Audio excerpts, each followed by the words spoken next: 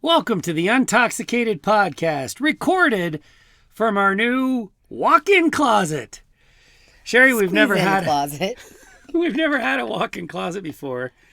We can walk in our last one a little bit. A little bit. But when I picture people with true walk-in closets, I don't ever think about them as recording spaces. Until now. Do you know what keeps sound from reverberating off of flat walls? Fabric. A crap ton of clothes. This is pretty great. For our video watchers, Sheri has added some new accents to our walk-in closet. We have a shoe tree that's hanging behind me that you have to admit to our listeners you're a little bit mortified by. Absolutely. I think it's like our thing. It's not our thing. We record from the closet. You know, and it's got that tie to alcoholism, like, come on out of the closet. Admit your issues, ask for help, get some support.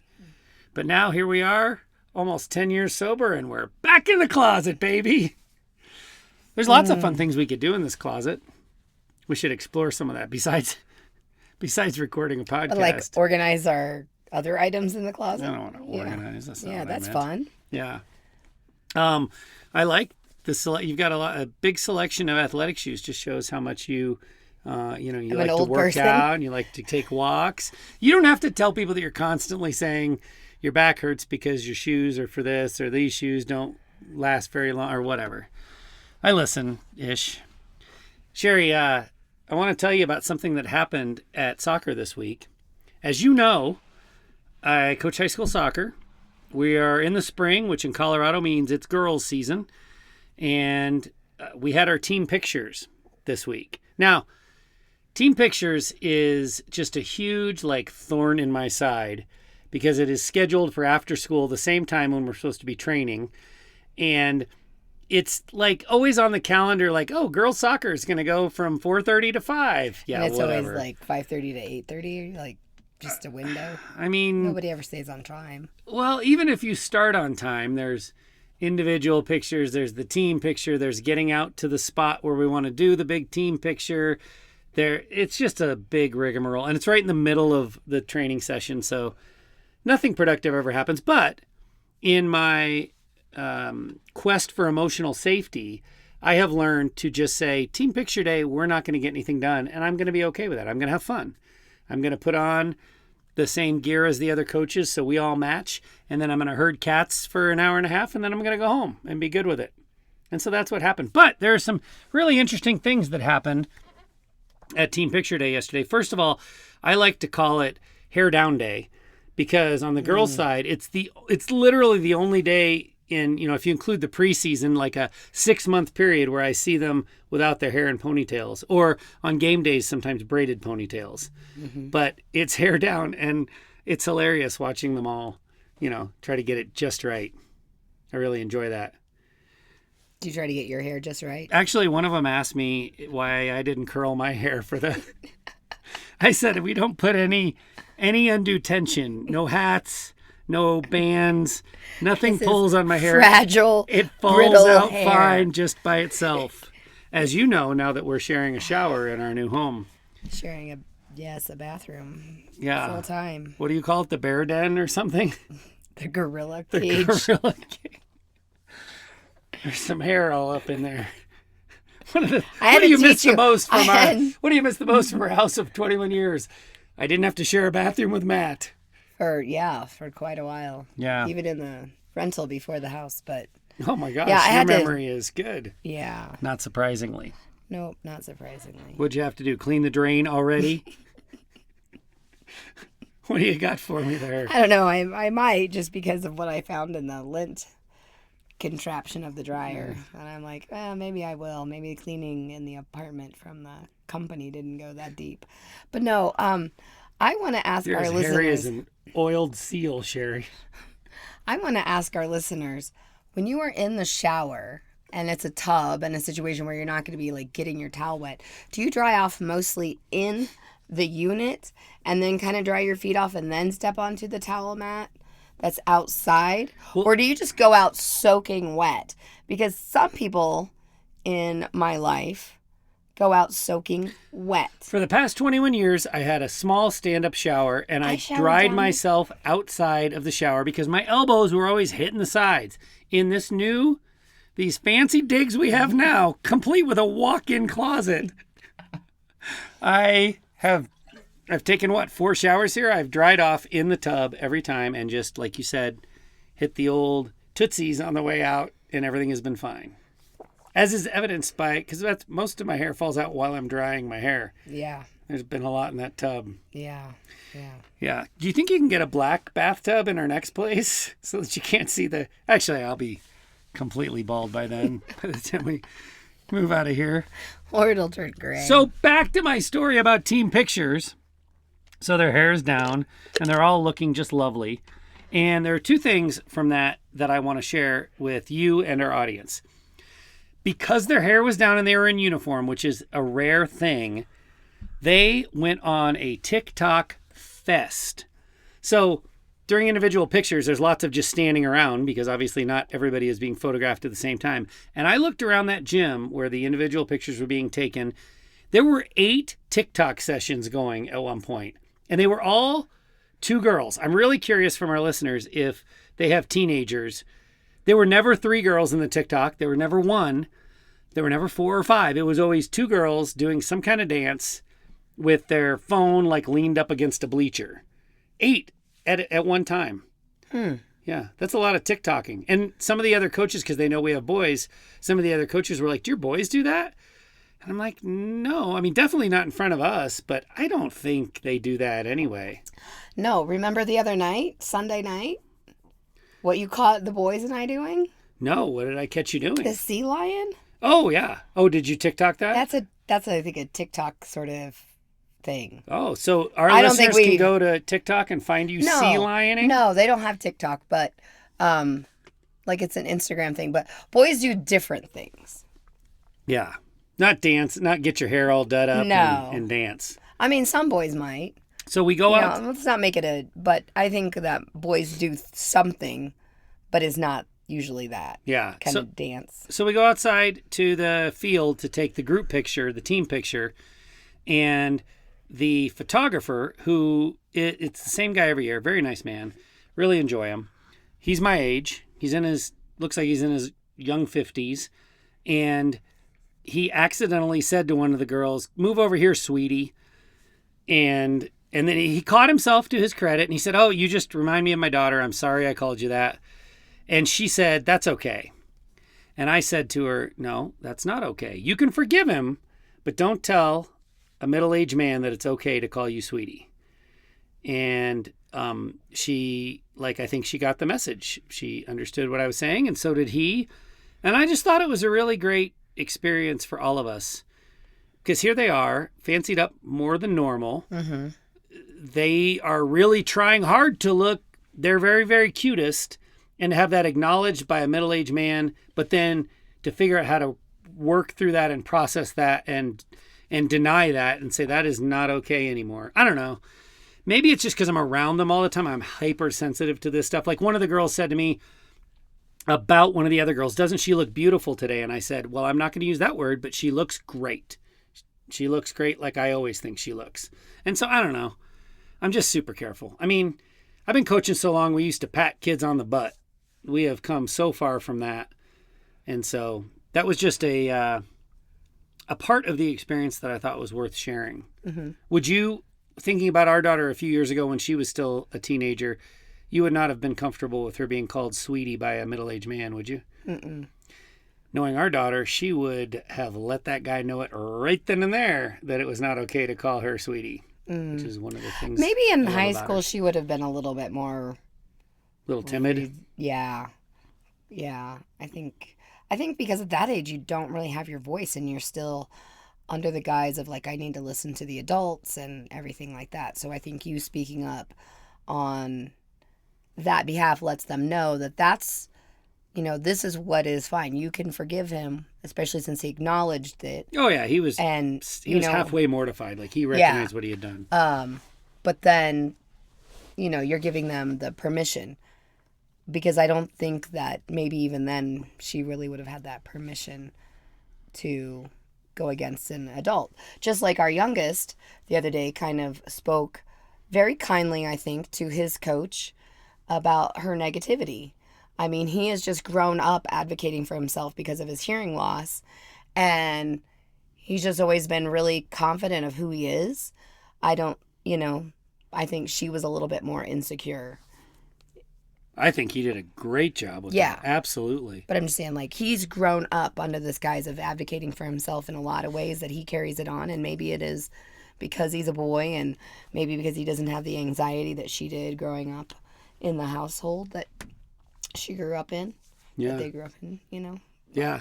I mean, I would have not appreciated someone calling her sweetie. In fact, we had a dental surgeon to remove her wisdom teeth, and I didn't like the way he looked at her and said, "You're a young healthy girl. I think you don't need this kind of medication." And I was like, "Nope, we're not using him." I just didn't like the way he, I don't know, it was just a creeper feeling. Oh yeah, I think it was totally fine, but I was like, no, don't look her up and down and say she's a young healthy girl. She doesn't need the pain medication afterwards or before, but whatever. Yeah, and I actually filed a complaint because he gave out prescription drug to get filled before we even made the appointment. And we didn't even know we were using him. We hadn't even confirmed, and he let us walk out with it. Yeah. Well, I think you saw some red flags and you called him on it, and that's really great. As we're learning together, the stuff that we have to be wary of with our young people is not as rare as I thought it was. It's way more prevalent than I thought it was, and that makes me sad. But you did a great job protecting our daughter there. And I think, one of the things that we're learning when we talk about sports or the school play or band or all these after-school activities, nobody's going to win an Oscar. Nobody's going to win a World Cup. The whole role, we know it's tied to education, but I think giving these kids resilience, giving them, what was the word you used about? Oh, that our son is really good at advocating. Teaching these kids to advocate for themselves. There's probably no better place to do it than with these after-school activities, and that's got to be the goal. It's super, super important so that they, bringing it back to the topic, not the specific topic for today, but the vibe of the podcast, so that they don't get themselves in relationships where they're missing red flags and they're not advocating and they're devaluing themselves and they're letting somebody else gaslight them. So teaching them that kind of resilience and how important they are more than anything else. They have to protect themselves and their own self-interest. Sheri, this week's topic is a perfect example of what I mean when I call the groups we run not support groups, but think tanks. We don't sit around and lament about alcohol. We don't tell people what to do to get better. We engage in critical analysis. And when you've got an unquenchable curiosity like mine, I would much rather learn than teach. And so let me just add that our think tank discussions have included both people with formal training, but some very painful and powerful lived experience, as well as mental health professionals with licenses and master's degrees. Our conversations within our group are very well balanced. People who know, people who have instincts, people who have experiences, but they don't know what those experiences mean. And we take all of that and we learn from it. We truly do. And so here's what the Shout Sobriety and the Echoes of Recovery think tanks have been chewing on these past couple of weeks. The topic is dual diagnosis. I was familiar with the term. Had you heard the term before we started talking about it these last couple of weeks? Yes, Okay. I've heard the term. I found out I was applying it too generally. I thought it meant any time where there are two diagnoses,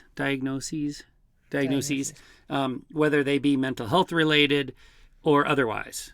I just thought it meant when you have two things you're dealing with. Did you have a better understanding of what dual diagnosis was, or did you think it was more general?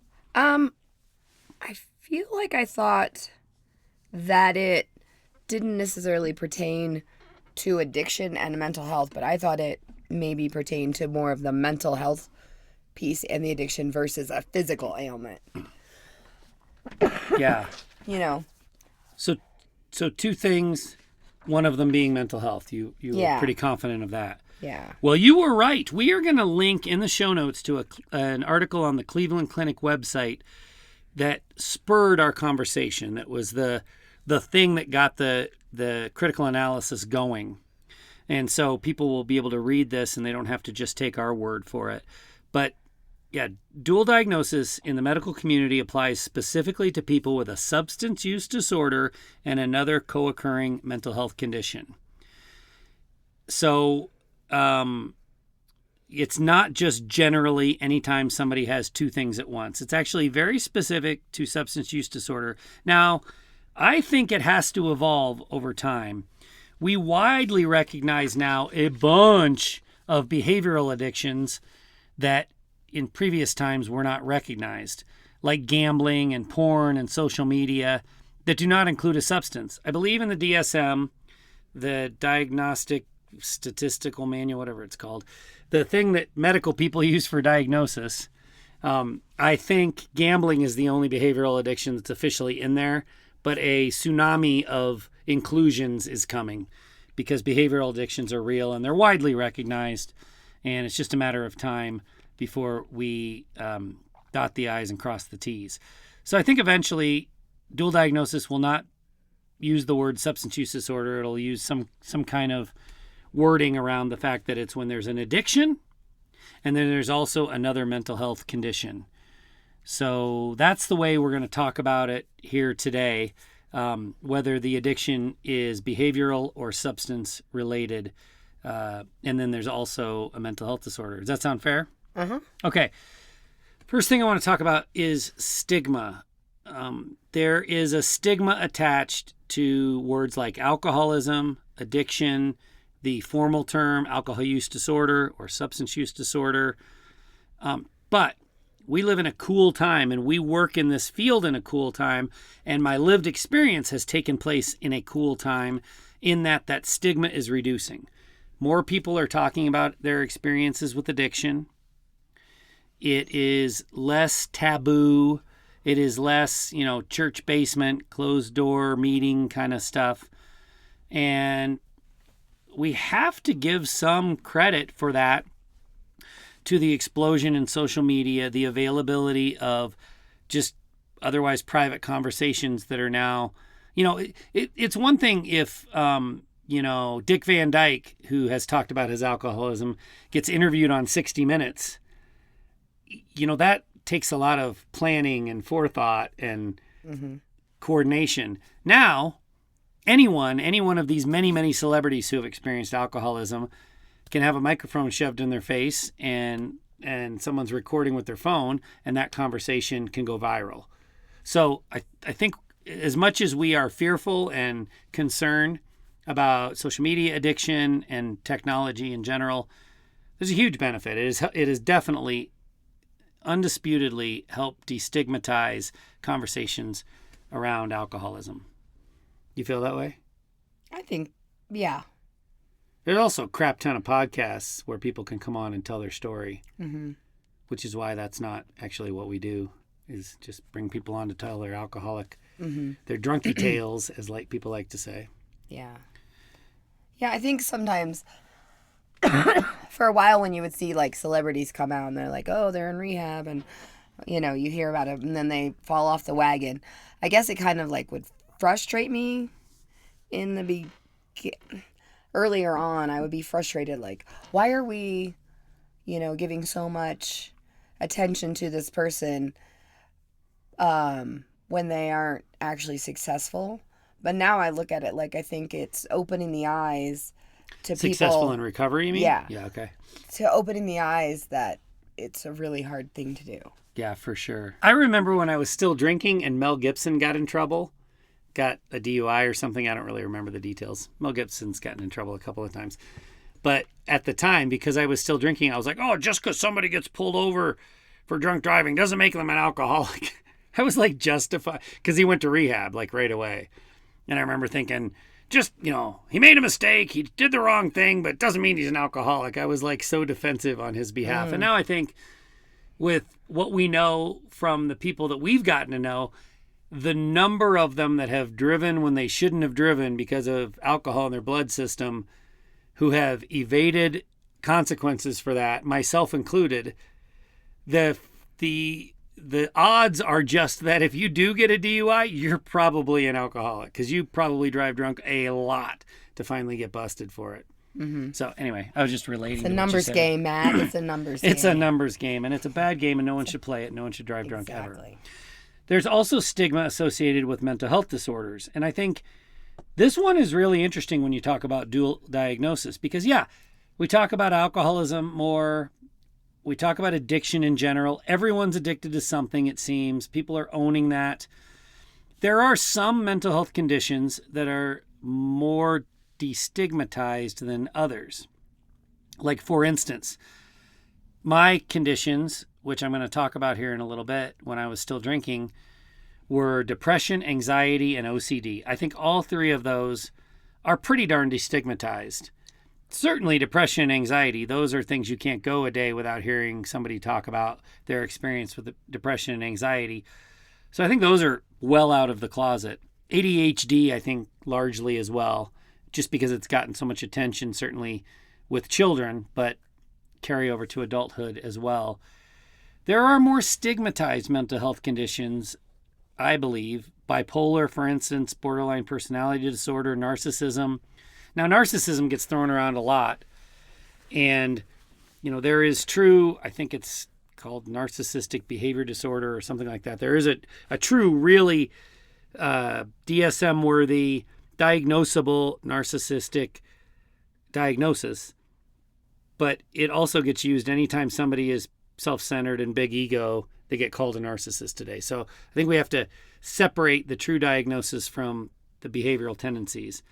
But if you're talking about true narcissism, borderline personality disorder, bipolar, these are things that are reasonably common for dual diagnosis with a substance use disorder, but they're pretty heavily stigmatized. And I think that is still hindering people getting treatment. It's hindering people acknowledging that, yes, I drink too much and I'm medicating this thing and I'm going to go get diagnosed and figure out what the thing is. What's your reaction to that? Do you think I've drawn the line at a decent place, or is there more stigma associated with depression and anxiety than I realize? I have a tendency to say that there is some age and gender component. Okay. With some stigmatization of depression and anxiety. I feel like a younger male would be more obstinate to acknowledge that there might be anxiety and depression than a younger female nowadays. Totally agree with that. Like a teenage, young adult male would probably avoid talking about that in a lot of ways, or any time, or seeing a counselor of any kind of sort. Whereas I think females are maybe a little bit more open about it. Is that societal passed down machismo, masculinity, can't, just rub some dirt on it and don't talk about it, all that kind of bullshit from our generation? Probably, or maybe they just feel like it would be, I feel like a lot of them are all very insecure in a lot of ways, but I feel like it would just be adding to that insecurity and not keeping up. And so maybe it's because boys still teased each other ruthlessly as relentlessly. Their way. Even young men, like even coworkers that I have that are millennials were in a staff meeting on Tuesday. We're kind of taking funny little shots at one another. At each other, yeah. Digs. And so maybe it's that still kind of being the surface level. I think once they find a companion, and a close confidant, they'll talk about it. And I'm using like some of my examples that I'm aware of, but I don't think it would be a general conversation like you've talked about some of the girls on your sports teams, or you've heard in passing, like talking about, needing to go see the counselor, or I can't make this a practice because I have an appointment with a therapist or whatever. But I think your dividing line has a lot of merit. Yeah, the girls I coach definitely will talk about it openly in front of the other girls. On the men's side, I coach college age, and those guys will confide in me, but they won't blast to the whole team that they've got something going on. If I say, hey, what's up? I can tell something's bothering you. They will open up. So I think there's just a lot more work to be done as far as emotional safety and the recognition of the importance of mental health just as much as physical health in the gender arena, for sure. You said age as well. You think the older they get, the more stigmatized addressing mental health is? I think so, because that would be the generational kind of thing coming in, and just that protectiveness of their identity, especially if they have an addiction of some sort. Yeah. I think, I want to make a pitch in this discussion for not pathologizing with diagnosis. This is something I learned in grad school. This is something that was also reinforced in our conversations with our Echoes of Recovery think tank over the last week. There was somebody else in that group that felt relatively strongly, and she had a mentor that felt very strongly about this. And since we're talking about dual diagnosis, where we're actually labeling things, there is some danger to that. And the danger comes from, if you tell somebody you have depression, the person can kind of own that in one of two ways. They can own that as a relief. Okay, I have a diagnosable thing that has been holding me back. Now I can seek treatment with a name on it. And so the treatment will be more specific versus I just don't feel well. Mm-hmm. But the negative side is, when we diagnose things, people also wear that like an albatross. They wear that like I'm broken, and this is the name of the thing that's got me broken. And so I kind of lean more on the side of the dangers of pathologizing with diagnosis. I don't have an answer. I don't have a solution. But I know specifically, my degree was in sexual health. So when we would analyze what would have in the past been considered deviant sexual behaviors that are now just considered, things people like. Fetishes, if you want to use that word. But there's nothing deviant about them. There's nothing evil. They're not hurting anybody. Pathologizing by labeling it with some deviant medical name, that isn't helping. That doesn't make someone, it makes someone ashamed of who they are. And so I think we have to just be really, really careful. The diagnosis itself can cause more harm. But at the same time, one of the things that we're learning is when, you and I have said for years, Sheri, that sobriety is not a solution, but it is a prerequisite. Once the alcohol's out of the way, if the person's condition or the relationship starts to get worse in sobriety, well, you got to talk about it. You got to address it. And if you have labels, you have names to put with that, then that makes sense. So I'm very wishy-washy on this. I hate pathologizing with diagnosis. What do you think? Well, I think that makes sense in a lot of ways. I mean, so thinking of it from an educational standpoint, a younger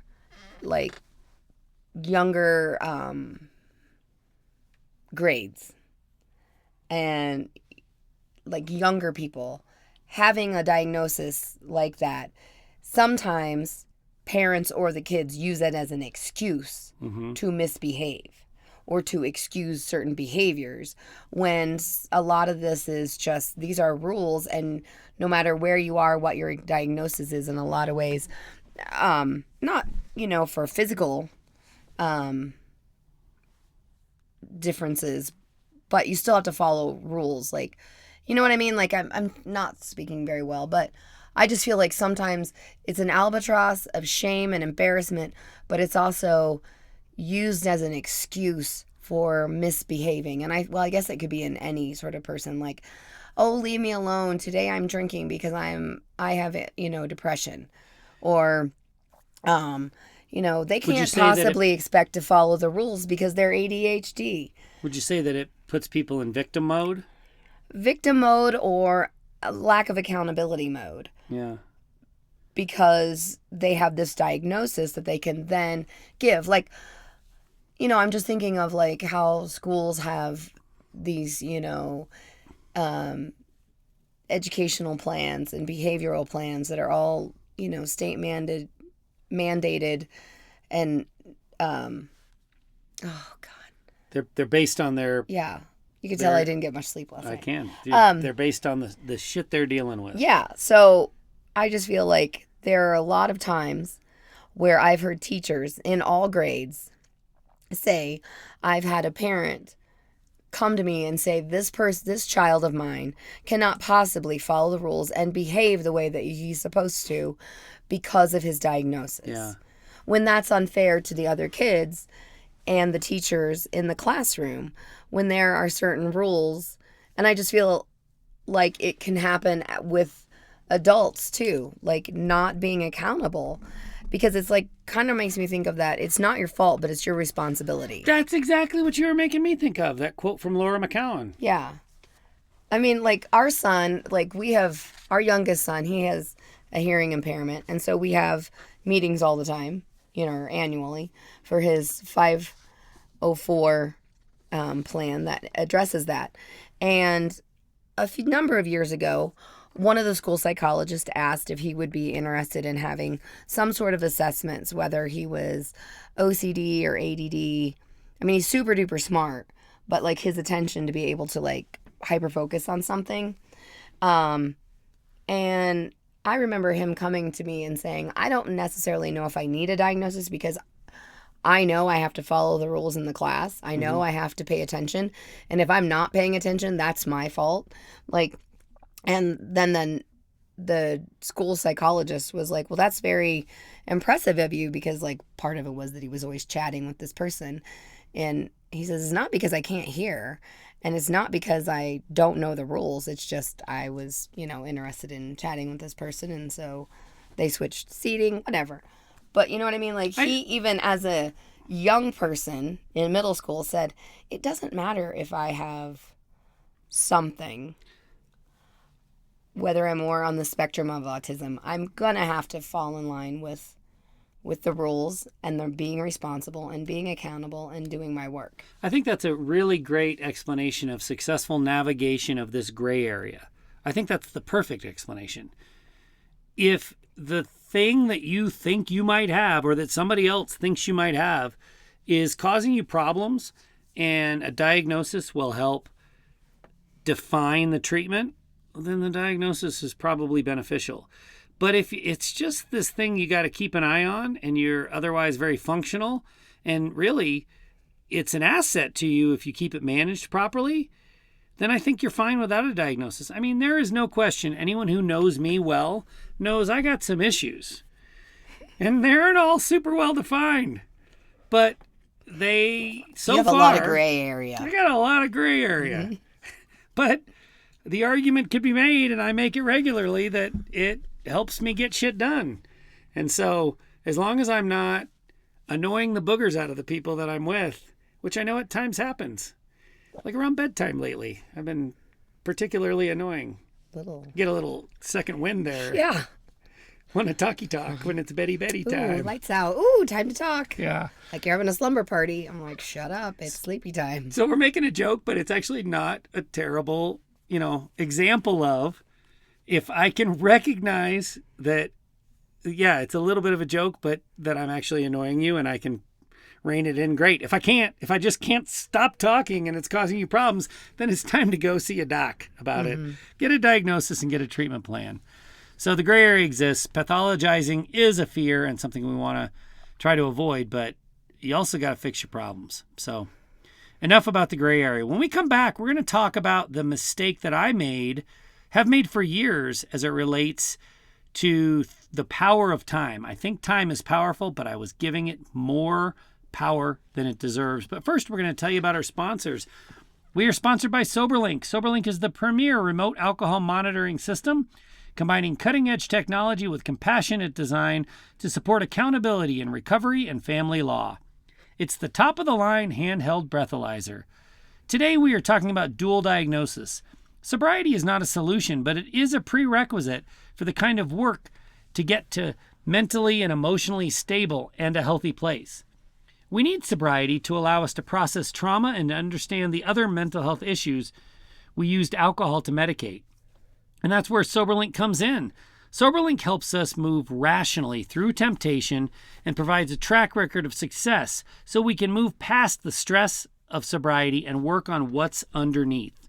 SoberLink is not just a handheld breathalyzer you can buy at the drugstore or on the internet, a cheapie that breaks or gives unreliable results. SoberLink's best-in-class service and product combination includes built-in facial recognition and tamper detection, expert in-house support, emailed daily, weekly, or monthly reporting that's court admissible in all 50 states and Canada, unlimited testing days, and scheduled testing to build accountability and trust. SoberLink is the right tool for verifying that our need for a sober partner or our need for a sober co-parent, those needs are being met. SoberLink provides accountability, peace of mind, and clarity to help us thrive. Let me tell you what SoberLink is to me. It's a sign that you're serious this time, that you hear me when I tell you I can't trust you, that you're willing to put your ego aside for a second and do something for me, our family. SoberLink is an indication that you love me more, that you love the kids more, than you are selfish about doing it your way. Right now, SoberLink is offering Intoxicated Podcast listeners a free offer ID valid for a $100 enrollment bonus. Go to soberlink.com/untoxicated. And here's a new added bonus just for SoberLink subscribers. If you or your partner are an active SoberLink customer, we will give you a free introductory month in either our Shout Sobriety program for drinkers in recovery or our Echoes of Recovery program for the partners and former partners of drinkers. Claim your offer ID for a $100 enrollment bonus. There is no commitment required to claim your offer ID while this promotion lasts, and you can use your $100 enrollment bonus when you're ready to place your order. To claim your offer ID, you will only be asked to provide your name and email address. No personal details, no commitment, no credit card number. To claim your offer ID for your $100 enrollment bonus, please go to soberlink.com/untoxicated. And if you're an active SoberLink customer, new or existing, take our survey at untoxicatedsurvey.org to get started with your free month in Shout Sobriety or Echoes of Recovery.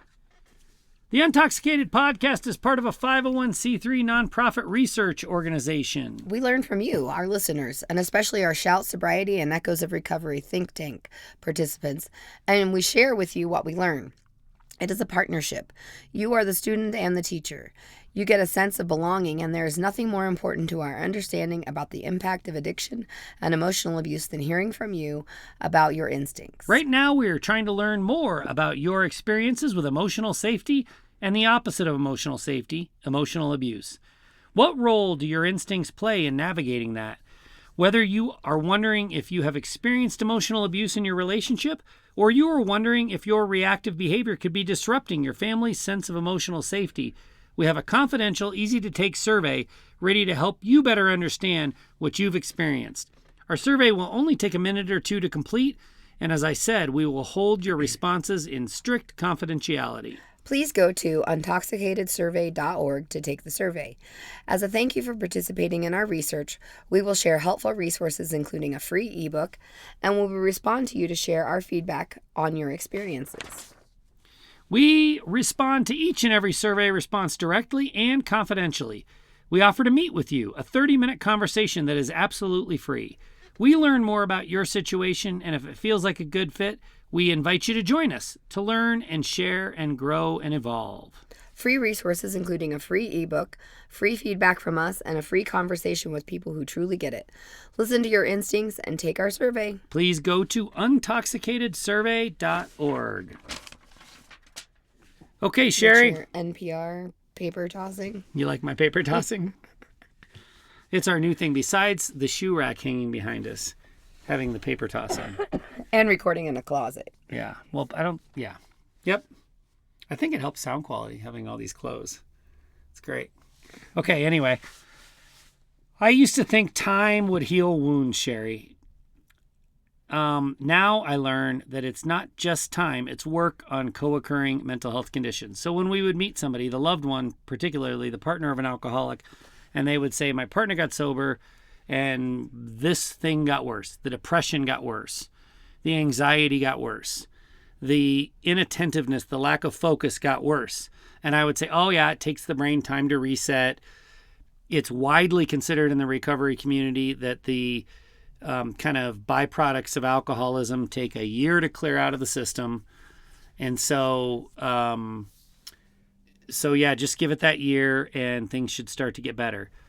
And I don't think that advice is altogether wrong. There is a huge value to time. It does take a long time. The brain does have a lot of healing to do. There are things, reaction to stimuli, getting rid of triggers, developing new patterns and habits. Those are all things that take time. So time is still huge. I'm not devaluing it, but it's not just time. If you have a diagnosable co-occurring mental health condition, you're going to have to address it. It's kind of like trauma. It's not going to go away. It's not going to go away with time. You have to roll up your sleeves and address it. And so to me, there are three categories of underlying issues. We talk a lot about how under every addiction, there are underlying issues.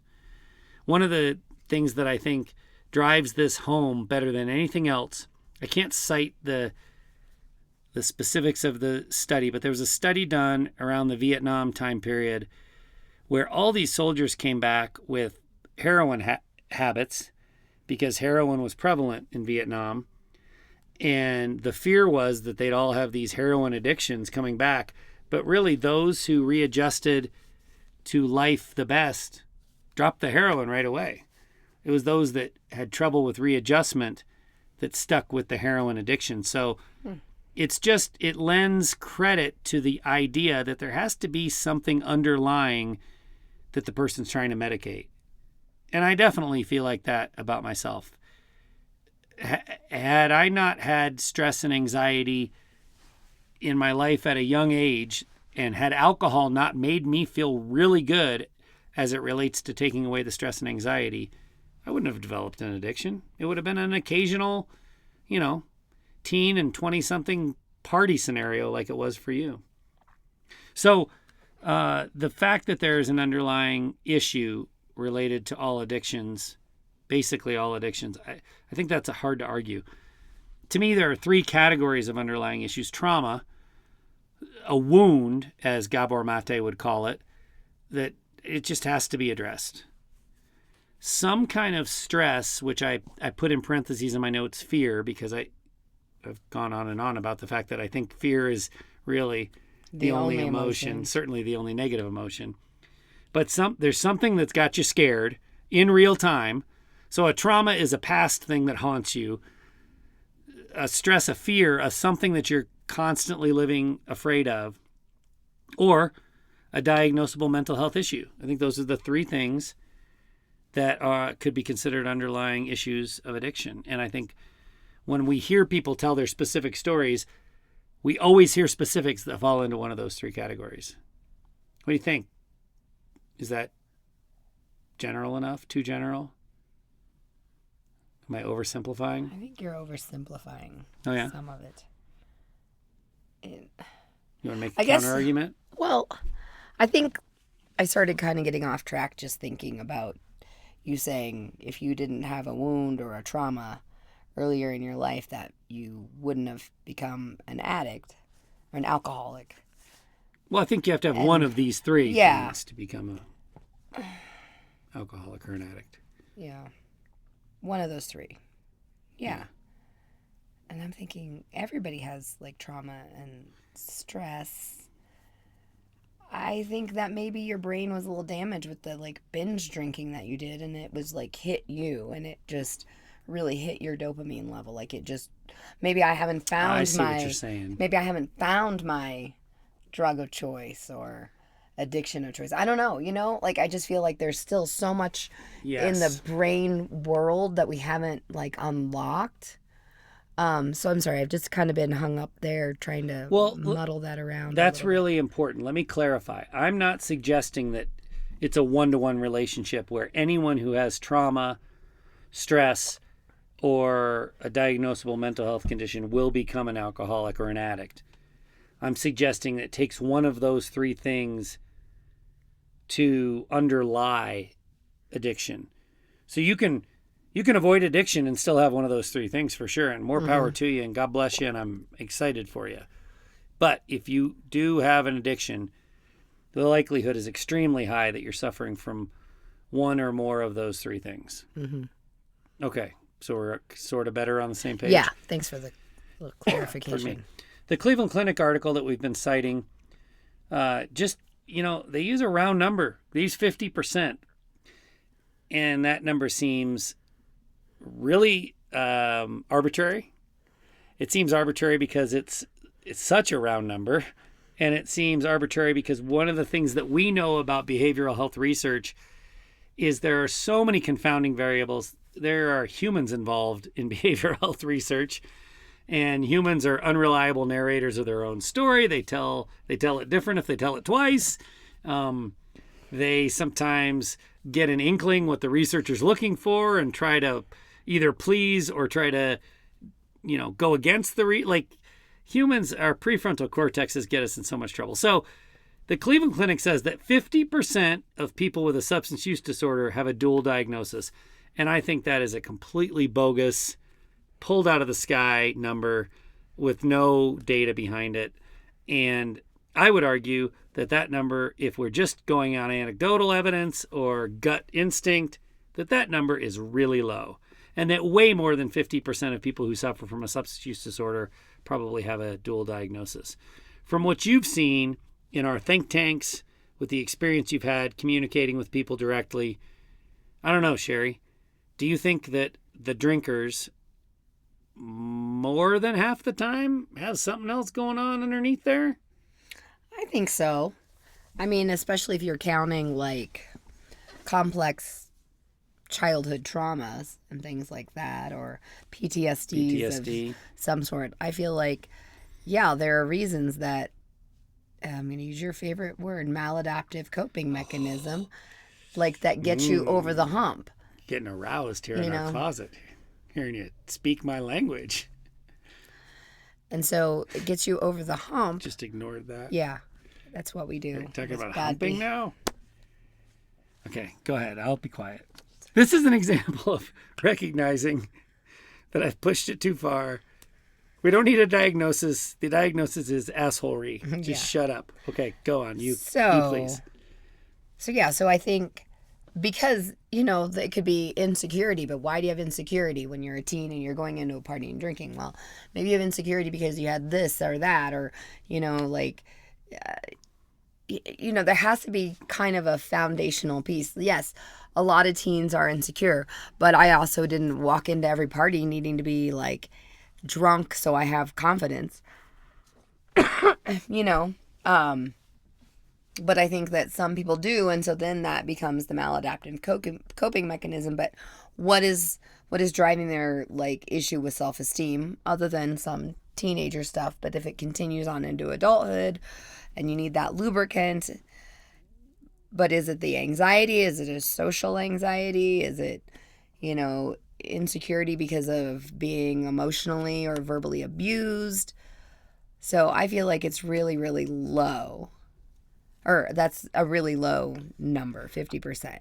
That's really interesting what you're pointing out. I think especially if you overlay this with our earlier conversation about the gray area of diagnosis, then the number goes sky high.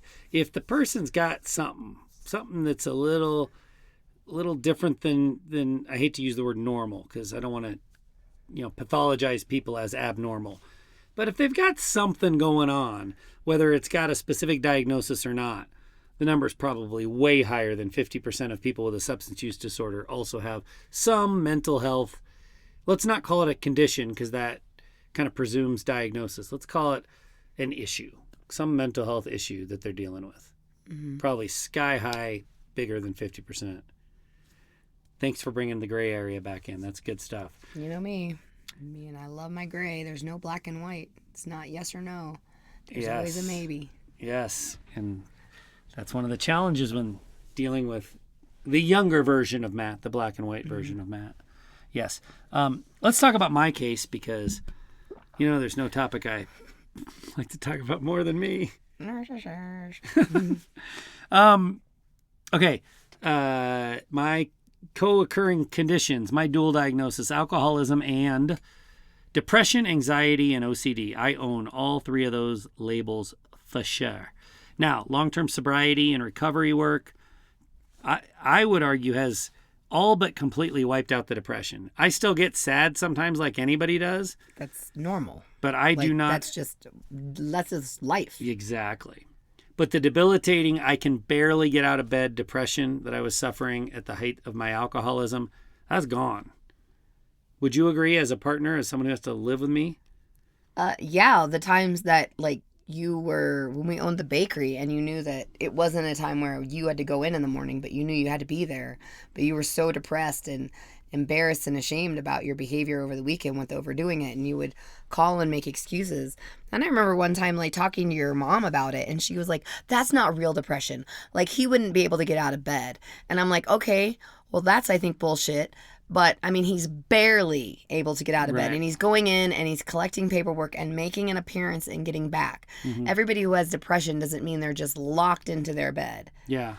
That wouldn't, that just didn't make sense. So I was really, really frustrated about that conversation. Now, because I saw you.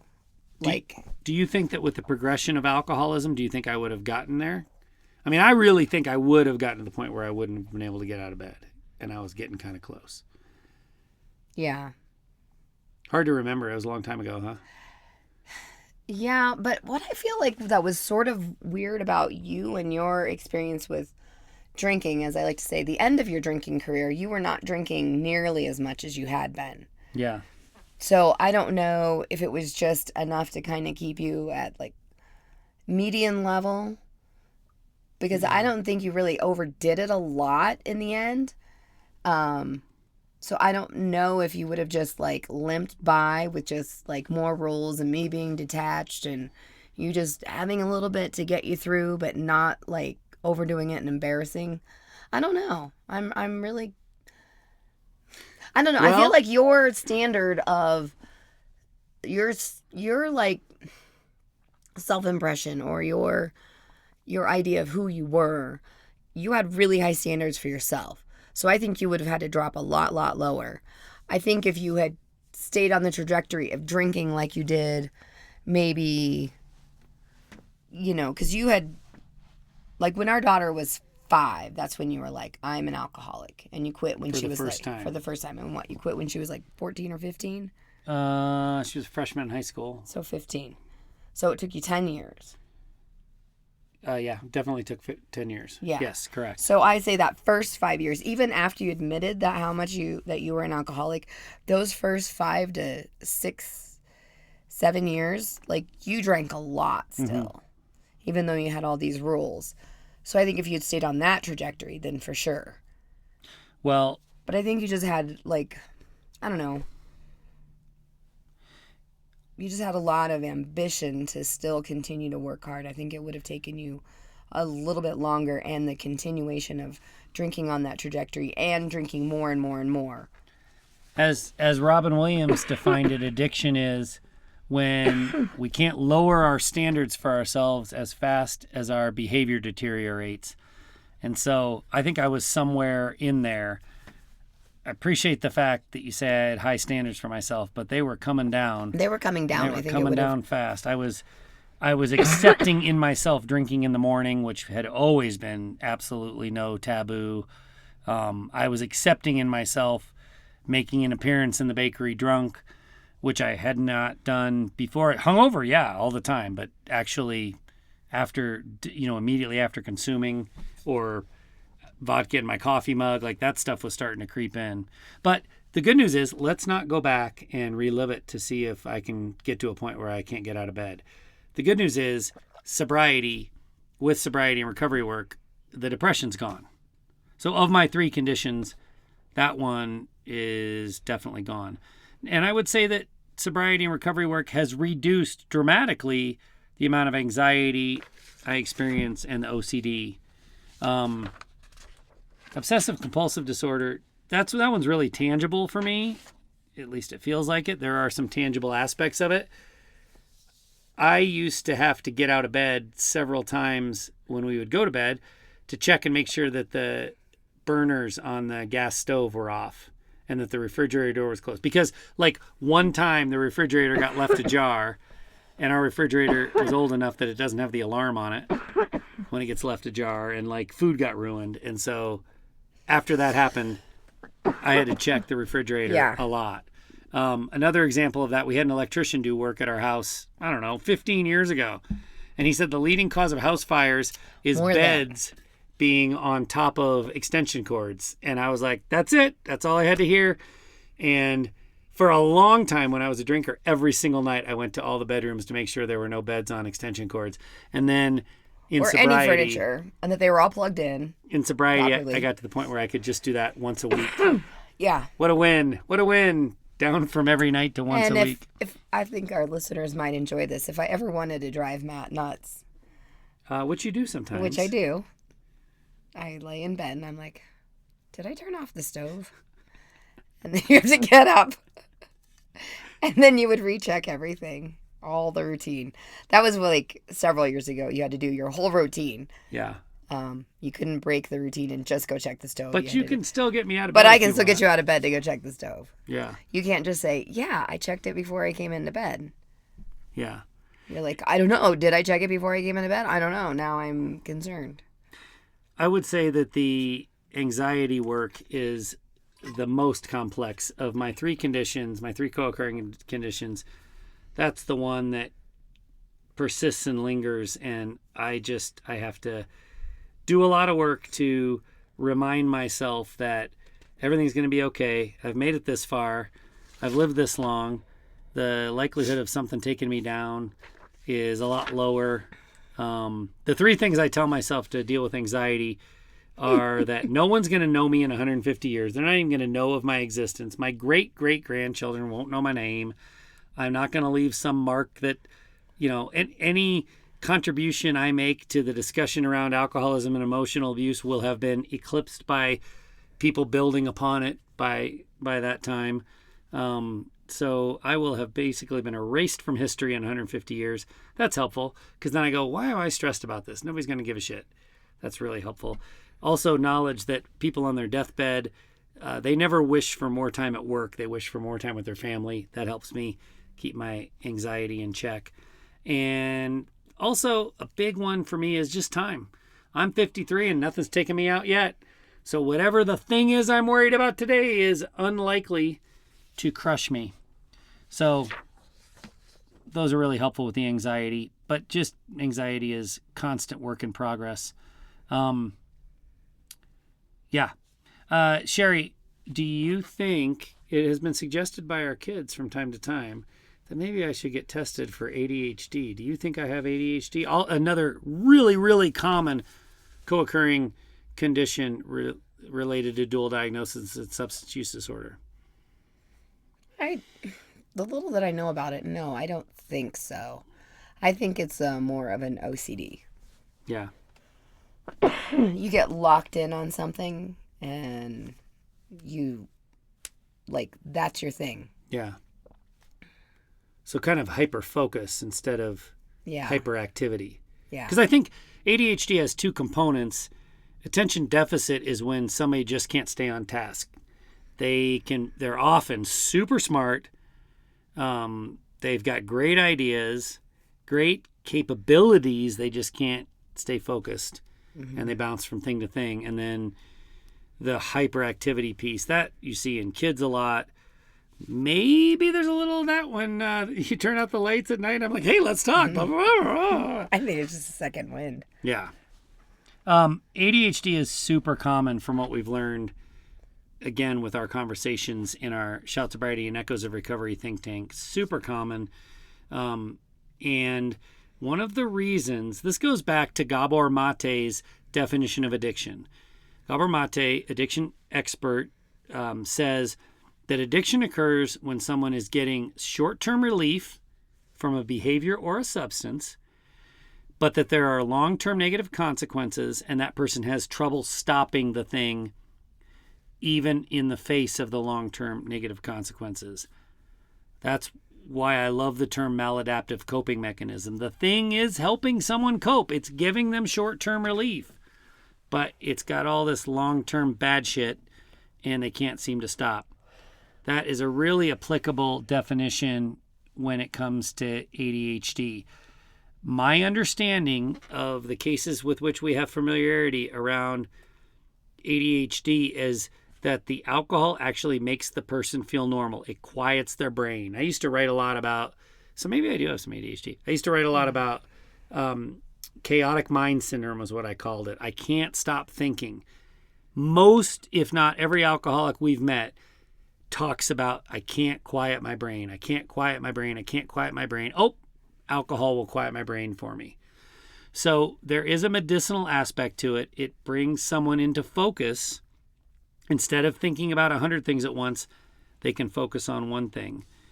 There is a really interesting example that you and I are very familiar with, just the way the natural experiment took place. This person had an ADHD test in sobriety and was very diagnosable for ADHD. Then they relapsed and didn't tell anybody. They were back on the booze. Took another test, and the test showed no ADHD at all. And then they owned the relapse, got sober again, and the third test, again in sobriety, showed pretty recognizable indications of ADHD. So when we talk about a natural experiment, like that's something you could never set up in a lab, but that actually happened to someone that you and I are pretty close with, really. Mm-hmm. So freaking interesting. Maybe because I'm just a big dork, but I think that is wildly interesting. Are you excited about it and interested? Not as much as you. Are you excited that you're not that person's partner and you didn't have to live through that? Yes. Yes. She is a saint. They both are wonderful people. Really tough situation. But so, yes, when somebody says alcohol is serving a medicinal purpose, don't blow that off. Don't shun that. That is true. I'm not saying it's the right tool for the job, because it's not. But, you can use a sledgehammer to open a window. Probably has some long-term consequences you want to avoid. But it'll open the window all right. Another one I want to talk about, bipolar. This, again, I love our think tank conversations, our critical analysis conversations, because it helped me understand an experience you and I lived through. I don't remember how long ago, 7-8 years ago, oh gosh, 6-7 years ago. It's been longer than This that. was somebody in our church who, after I was given the opportunity to give the sermon one Sunday, and I talked about my alcoholism and my recovery. And after that, this is someone who you and I have known for a long time. We used to be neighbors. He came up to me and said, "Hey, I've been thinking alcohol has too big of a role in my life, and after hearing you talk, I think I'm going to get sober." And he did. He got sober. And what was it? I haven't talked to you about this yet. What was a huge light bulb for me from our conversations the last couple of weeks in the group is his mental health decline as it relates to bipolar. It precipitated rapidly after he got sober. And I have for 6-7 years now just assumed he was just in decline. And then he got sober, and thank God he got sober because at least it was recognizable. It didn't occur to me that the sobriety dramatically exacerbated the bipolar. Mm-hmm. And then in our group conversations these last couple of weeks, we have heard other cases where this happened. This is someone that had latent bipolar tendencies, like kind of hanging out under the covers. They got sober, and it got way worse immediately. Yeah. So that's a thing. That's a thing, Sheri.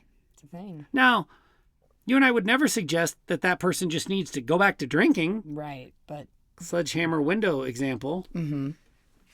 So the alcohol's got its negative consequences, but then sobriety, when the mental health condition is, certain mental health conditions, they don't respond well to sobriety. And so the medicinal... So let's say that this person started to have bipolar. I don't know how the onset of bipolar works, so I don't want to pretend I do. But they start to have issues. They drink to medicate it. They do that for 20 years. The end of the 20 years, they decide to get sober. The bipolar has made great progress, great strides in hijacking that person's brain for the 20 years. The alcohol's gone that they were using to kind of even things out, and boom, they're off the charts.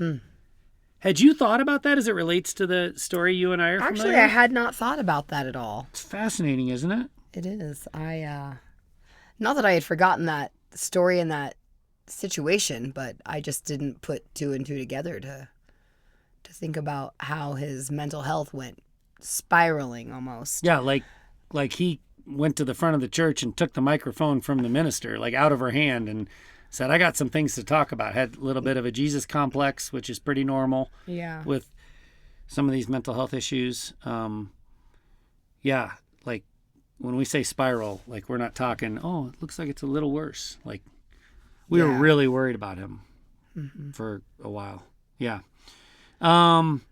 We talked earlier, I would just want to reemphasize this when we talk about narcissism. We hesitate to use that word because it is overused, and even the use of the word narcissism has become stigmatized. Oh, you just think everyone's narcissistic, that kind of a thing.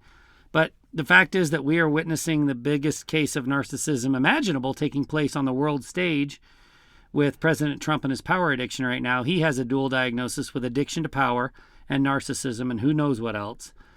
And so I don't want to belabor this point, but I do want to make this point. I think with true narcissism, the sufferer lacks a lot of things, including empathy. But they also never have moments of clarity and regret. Within our community, within the people we know, most addicts, even when they go through high ego periods where they think they're the best and, periods of grandeur, they cycle like I did. And the cycle includes deep depression and remorse. And I think from what we've seen, when somebody doesn't ever go into that low period of depression or remorse, they never feel regret, they never feel sadness about their drinking. That might be a true dual diagnosis with narcissism or narcissistic behavioral tendencies or whatever the real diagnosis is called. Does that make sense to you? Mm-hmm. I mean, we hear cases where the person's like, no, he never apologizes. He never thinks he's wrong. He never gets sad. Yes, he sobers up and he's quiet, but there's never any regret. That is scary to me. It's bad enough to go through what I went through and what most, I would say, alcoholics go through, the cycles. Yeah. But when there's never regret, there's more there. If you can't feel empathy, that's and rough. Sometimes it can be like covering up like total shame that they can't even bring themselves to admit to that. But I think you can tell a difference between quiet and no remorse. Yeah. I want to make a plug at the end here for awareness. The discussions we've had in our think tanks, the discussion we're having here on the podcast, the reason it's important is because unless we're aware, okay, let's say you don't want to own your dual diagnosis. Let's say you don't want to look into it yet. Let's say it's too stigmatized, it's too scary, whatever. Just having an awareness that this is a thing is huge, because when we know that it exists, when we know that it's something that we have to be wary of, it helps us to eventually embrace the possibility. It helps us to feel less stigma around it. It helps us work toward whatever our solution is going to be. Often, you say all the time, Sheri, that if you have a really great idea for something you want to do with our house or our business or our kids, you have to like plant the seed for me. So you'll tell me way in advance of decision time, and then let that sit and let me think on it. And maybe by the end of a couple of weeks, it's become my idea, and I think it's a great idea. And so you're kind of manipulative in that way. Have you ever thought of yourself as manipulative? Well, with a person like you kind of have to be at times, especially back in the drinking days. I don't find that I do that as much at all now, but back in the drinking days and early sobriety, And when we didn't have a lot of emotional safety, I definitely felt like planting the seed. Yeah. But it's also, like not so much that it becomes your idea. It's just sometimes like change or doing something different, like for a vacation or whatever, which is too much for you to think about. So I had to like spread it out over time. Yeah. Make it a gradual shift in mindset or thought. So it wasn't such a big abrupt thing. Yeah. It's kind of like giving a kid like a countdown for warning when you're like gonna be leaving the playground or something. Yeah. You've got 5 more minutes. You've got 2 more minutes. And if you don't do that with Then a little kid, then they just throw a fit. Yeah. Yeah. Yeah. No, that's great. That's a great way to frame this. If you listen to this discussion and you're like, that's not me, what are these two talking about? Just let it sit, let it settle, because awareness is a huge part of the process you have to go through to consider diagnosis, consider getting diagnosed, and consider making changes around mental health, even in sobriety. And, on the flip side, if you are the partner of an alcoholic listening to this and you heard some things that really resonate, I hope that this is validating. But I want you to know you still can't solve their problem for them. Even if you understand it better than the drinker does, they have to solve their own problem. So detachment and consequences are still necessary. Nothing changes that. But awareness will definitely help, no matter which side of addiction you might be on. Substance use, behavioral, doesn't matter. Awareness is key. Did you hear something today that is valuable to you? Please support Stigma, the 501c3 organization that brings you the Untoxicated podcast. We know you're listening on your phone. Why not open that Venmo app and send a fully tax-deductible donation to @Matt-Salis with the last 4 digits 1412. $10 is great. That's @Matt-Salis, last 4 1412. Or go to supportuntoxicated.org to make a donation. That's supportuntoxicated.org. And while you've got your phone open, please go to untoxicatedsurvey.org and click radio buttons to help us learn what you've been through. Thank you for listening to the Untoxicated podcast. You've got this, and we've got you.